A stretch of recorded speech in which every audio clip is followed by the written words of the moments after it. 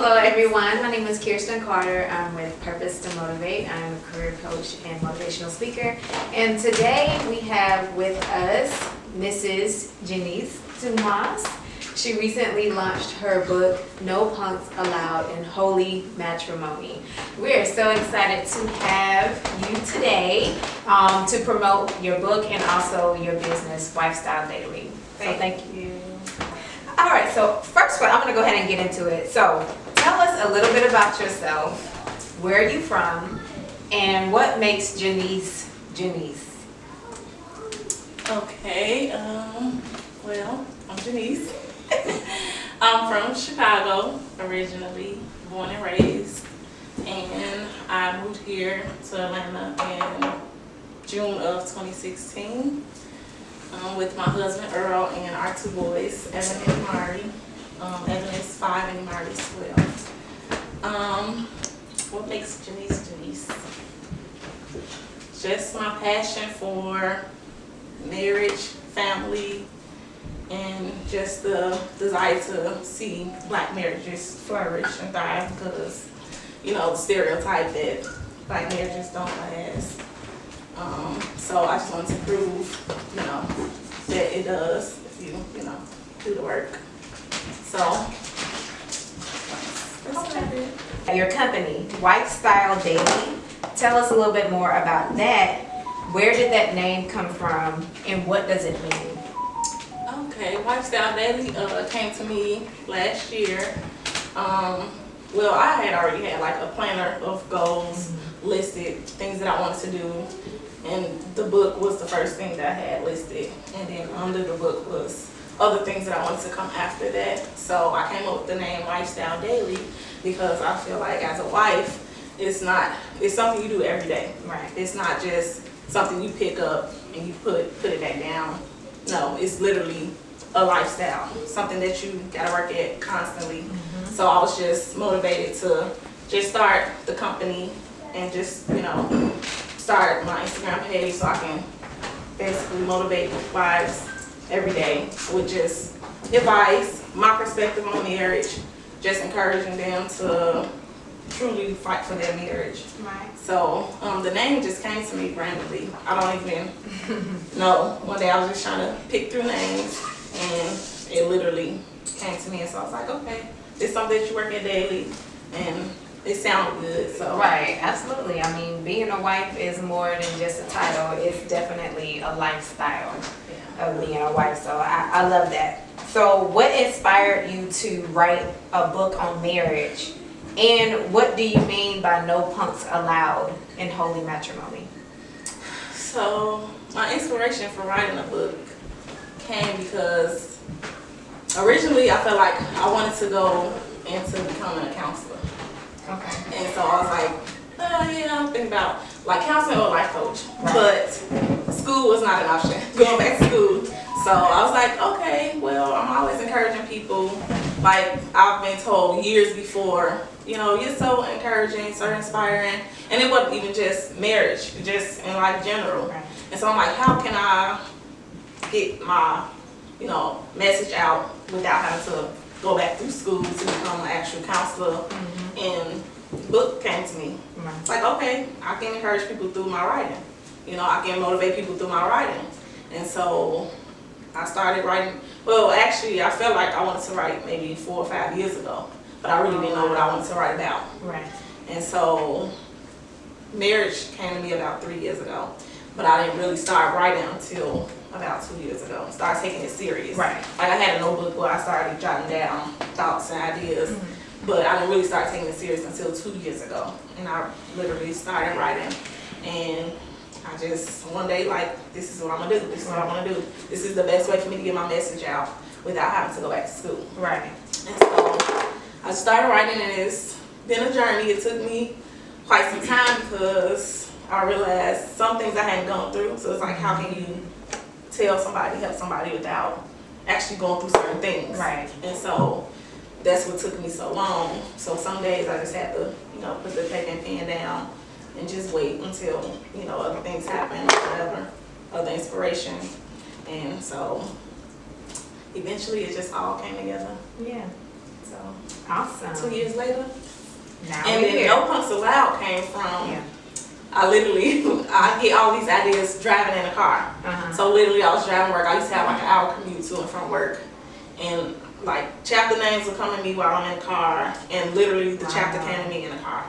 And I just felt like, you know, at first I was like, is that a little bit too harsh? I don't feel like I'm calling them a punk if their marriage don't last, you know, if they happen to go through a divorce. That really wasn't what it is. It's just, marriage isn't for the faint of heart. Right. It isn't for those who think that it's just easy, that you can just, it's a fairy tale. Right. You get together, fall in love, live happily ever after. So, no, I don't want people to think that. I want them to know that it really take work. Like, you really gotta put your all in it. Right. Just like as if you was going after a dream job, you gonna give it your all. Marriage is no different. Absolutely. You gotta give it your all. You really gotta put work in order for it to work. And people used to always, you know, oh, you have the perfect. I'm like, there's no such thing as perfect. I don't care how people make it look on the outside. It's hard. Yeah, it's hard. So especially with this day and age with social media. Right. You know, everybody see, oh, the pretty pictures, the nice weddings.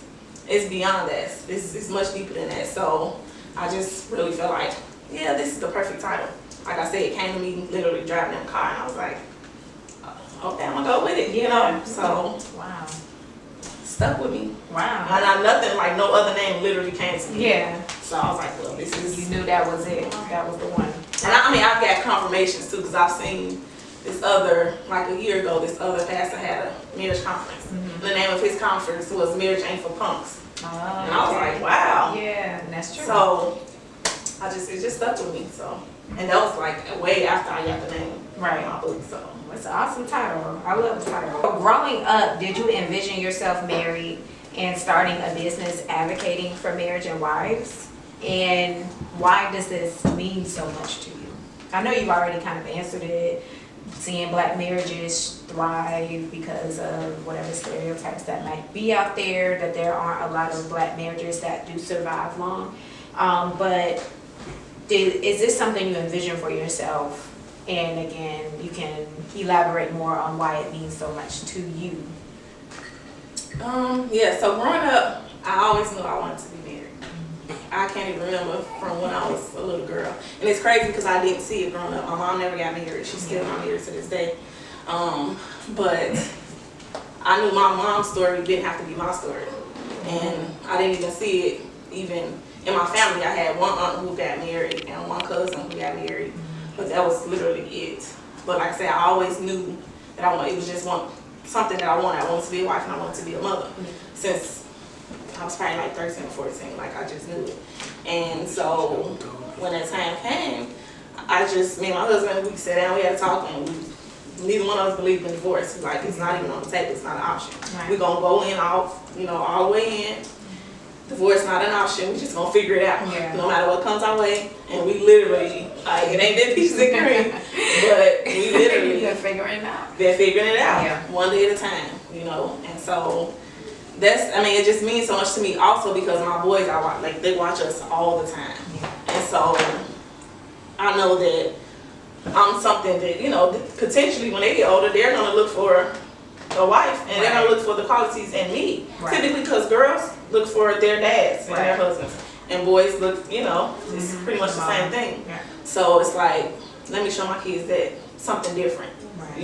It don't have to be, oh, you can be my girlfriend forever. Yeah. Or, no, you can literally, if you know that's in your heart for you to be married, you found the one, don't worry about what people gonna say. Right. Oh, you giving up your player card or whatever.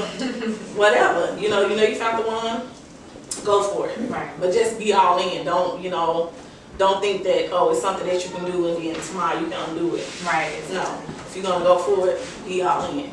And so that's literally what motivates me to continue to push. Right. And then, like I say, for our generation, of course, people say, oh, they ain't gonna stay together. They expecting for you to fail. We've heard that so many times. Yeah. Like, me and my husband been together since high school. Since I was 17. Yeah. And so, of course, I'm sure people expect, oh, they ain't gonna last, Or they look now like, oh, they still together. Right. Yeah. It can work. It's all up to you. You just have to be willing to to do the work. Right. So that's pretty much when I got my inspiration and what made me, really push to. I just wanted something different. Like I said, my mom's story didn't have to be my story. Absolutely. And even with my mom, I'm sure I encourage and inspire her. Right. So. I love that. Her story doesn't have to be your story, and anybody else's story doesn't have to be your story. So I do love that. So obviously you're living in your purpose. This is your purpose in life. We've had conversations about that. Why is living in your purpose important to you, and how long did it take for you to realize that this was your purpose? I know you came up with the book and everything 3 years ago, but why is living in your purpose important to you? Why did you feel like you need to go ahead and put this out now? Well, it probably came to me about a year ago when I realized that this was really what I'm supposed to be doing. Like I said, we wanted to be a life coach or a counselor. I knew like going back to school wasn't an option, so I'm like, okay, there are other ways I can navigate this. Let me figure it out. So I started doing research to see, what ways can I, truly live out my purpose doing this. And so once I came up with the book idea, and I'm like, okay, it's different ways I can promote marriage through t-shirts. And got their social media, people like, oh, we want more, Right. Give us more, and so people are watching, and that's pressure, and it's like, I mean, if I don't be obedient, and it came from being, thinking, it's pretty much obedience. Yes. It's what God told me to do. I had to realize that, so I got to be obedient because I can save somebody's marriage, specifically, and when I put stuff out there, it's not like, I put it out there, hoping that I really hope somebody can really see that this is real, your marriage can work, it can be saved. Right. Just, don't give up. It's not easy, but, you teach your kids. Do you teach your kids to give up when something hard? No. You teach them to keep going at it. So, same thing with marriage. So, I just knew that, like I said, it was bigger than me. I had to be obedient. People are waiting on me, and even since I put it out there that I was coming out the book, I get so many messages. Every day somebody hit my inbox like, when you gonna do a Q&A? Wow. And I can't wait for your book to come out. I don't have no married friends. These are people my age. Like nobody that I can look to, nobody I can, just even have a conversation with because all my friends are single. Right. So when it gets to that, it's like, oh yeah, you gotta do it. You gotta be obedient because people are literally, their marriage is on the brinks. You don't know what people get on. And your message can really save their marriage. Absolutely. Wow, that's powerful. That's very powerful. I love that. Speaking of that, we know you have amazing advice in your book. I've already ordered my copy, so I'm ready for it. But what is one thing you would tell a wife who is struggling in her marriage right now? What would you tell her? I don't know if it'd be one thing. I know it's hard. It's so many. There's so many. Yeah. But to fight, you and your husband are on the same team. Y'all not opponents. Y'all not against each other, although it may seem like that some days. Because you literally bringing two different people together, two different upbringings, two different outlooks on things, two different perspectives. But y'all on the same team. Right. And no matter what, fight and pray. Put God first. That's number one. Yeah. We literally can't do anything without God. Absolutely. And that's literally what has kept my marriage. When the times are tough, when I can't talk to my husband. Even if I can't pray, I'm getting my journal and I'm writing.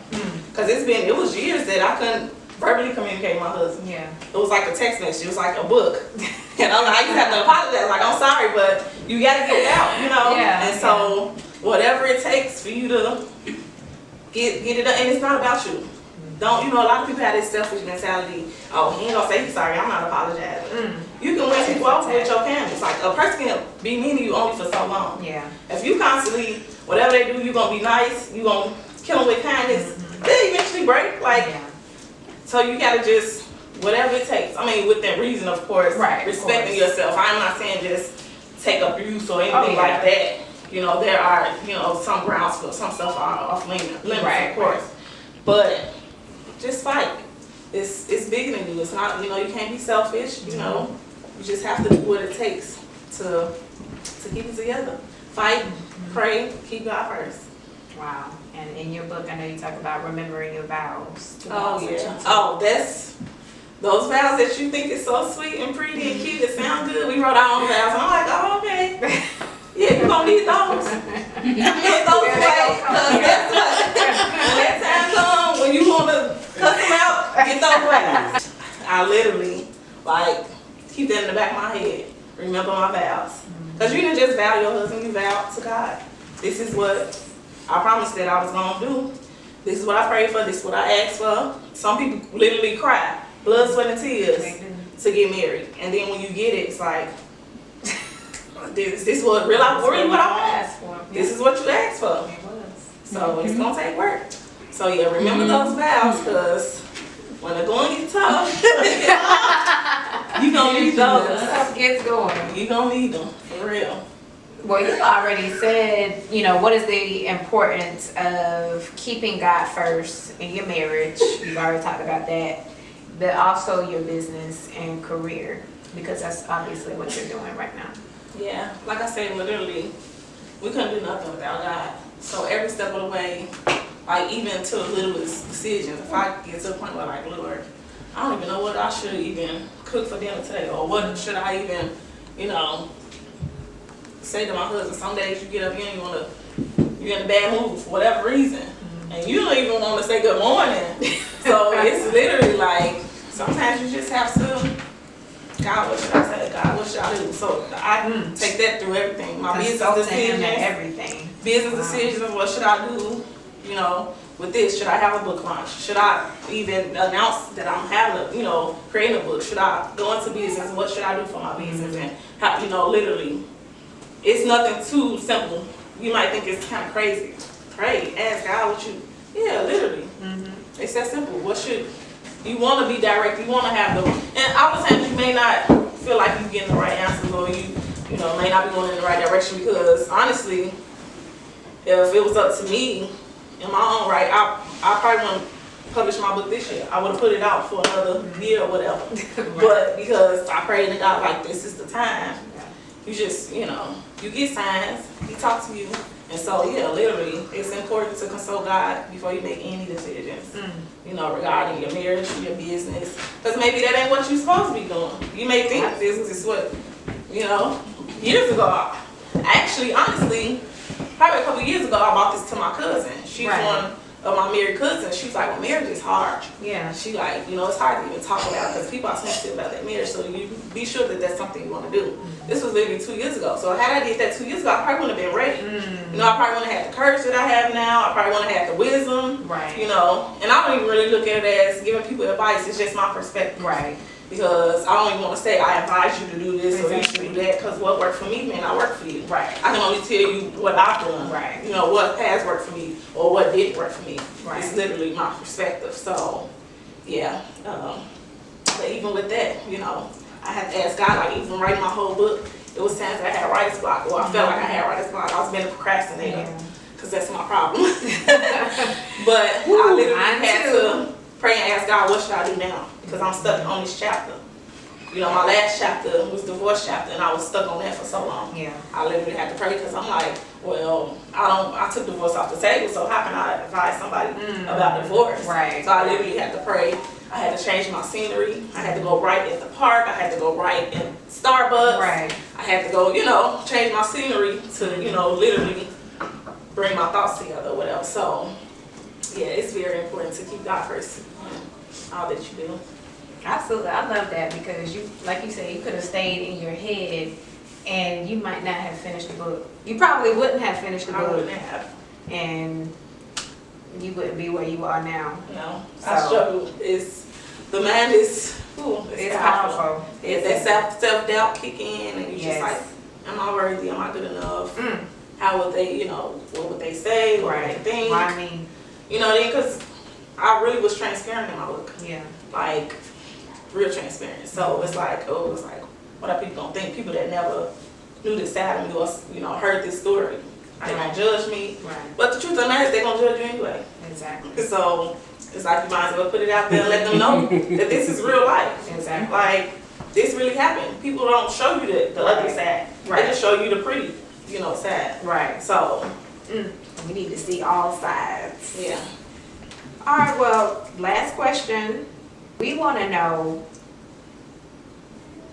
what are your goals, your future goals for Wifestyle Daily and No Punks Allowed? Now that you've made it public, we all know about it. Where do you go from here? Well, I do have some things in plan. I am starting the Marriage T-shirt line soon after the book comes out. Just inspirational messages on T-shirts. Okay. I do want to start a workout fitness wedding band line. Okay. They have like the silicone rings you wear when you work out. I do want to have that. I do plan to write again. This is not going to be my last book. Oh yeah, absolutely. Good. So, we're going to need a follow-up. Yeah, it'll be definitely more books to come. I do plan to create a planner for wives, a Wifestyle Daily planner, a podcast. Oh, nice. I am thinking about starting a podcast with my husband, just to encourage. Okay. Just to encourage, married couples. I mean, whatever, the listeners want to hear from us. Hear from us, so that's the plan. I do want to start, I want to do marriage retreats for married couples. That'd be nice. And whatever comes our way, I'm open to it. Awesome. Well, you guys, y'all heard it first. The first interview with Mrs. Jeanise Dumas, author of No Punks Allowed and Holy Matrimony, and the owner and founder of Wifestyle Daily. Thank you so much. We're so happy for you. And we do have anybody question and answer portion. Where can we get the book? Where can we get the book? So the book actually launches on my birthday, September 15th. You will be able to purchase either through my personal site, which I'm still creating it, but I will put it out on my social media. You can find me on Wifestyle Daily on Instagram, or Jeanise Dumas on Instagram, or you can find me on J. Marie Dumas on Facebook. I think you just changed it. Or it may be on Jeanise Dumas on Facebook. I'm not sure. But and then also you can find it on Amazon. It'll be available on Amazon September 15th. So yeah. What's your favorite chapter? Whew, that's a good question. Yeah. It's gonna make me think. My